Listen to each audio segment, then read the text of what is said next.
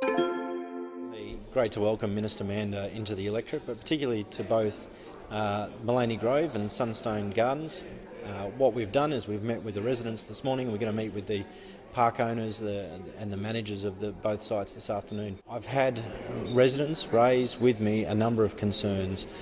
This is a growing and burgeoning industry. We're seeing more and more people move into over 50s villages or retirement villages. It's a very complex legislative framework that they are moving into. On one hand, you have park owners and operators, or village owners and operators, who by rights are looking to make a profit, and we support them in doing so. On the other hand, you have people who are seeking to live out their later years in peace and quiet, and often what occurs because of some of the ways the laws are structured is conflict. And what we're trying to do through our review of the Act, both Acts, is come up with a better system that takes out the conflict, that means that you have what occurs in many places, a really harmonious relationship between the park operator and the residents themselves. We are bringing changes to the Act, both the Retirement Village Act and the Manufactured Homes Act, and we want to make sure that we're hearing from those people most affected by it, that's the residents, to hear about some of the challenges that they've had.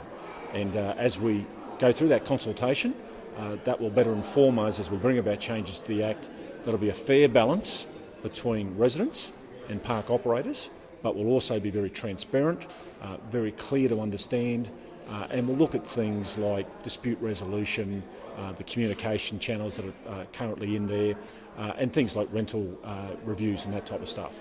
So that's why we're here. I think the biggest concern is that residents feel that they're caught by surprise about things, that they weren't aware of some of the conditions of the parks until they'd been in for 12 months or 18 months. So we've got to make sure that the information they get at the very beginning, when they're looking at where they would like to live the rest of their lives, that's very clear, that it's very understandable, and that it's very transparent. Now, that's not necessarily the case at the moment, so we want to bring those changes in.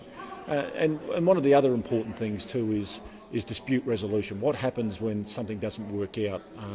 What are my options? And so today as well, we're announcing a consumer advice service called the Park and Village Information Link, and that's a consumer service where residents can ring, get advice about the Act, get advice about what their rights are, if you like, and also they'll offer a dispute resolution service as well. So this is I think a great boon for those people that are living in these parks and villages, and I think that'll go a long way in helping people resolve some of the difficulties that they have. People were very forward in giving their opinion, which is great. That's what we're really looking for, and this will help the process as we go from here. What I'll be doing is putting together a working group now that will be made up of representatives of both residents and operators and owners of manufactured home parks. I've done a similar thing with retirement villages. It's important that we get the groups working together, that we end up with an outcome where all parties are really on board with what we're trying to do. And so that'll take place over the next few months. Then we'll come back with recommendations from that group, and we'll go back out again. It's important that we consult properly. People have an opportunity to be involved with the consultation process, so that in the end we have a very well-informed Act of Parliament. I think they've really appreciated having the ear of the Minister and the Registrar, opportunity for them to share their views directly, and great to have that feedback as a government as we look at reviewing both Acts.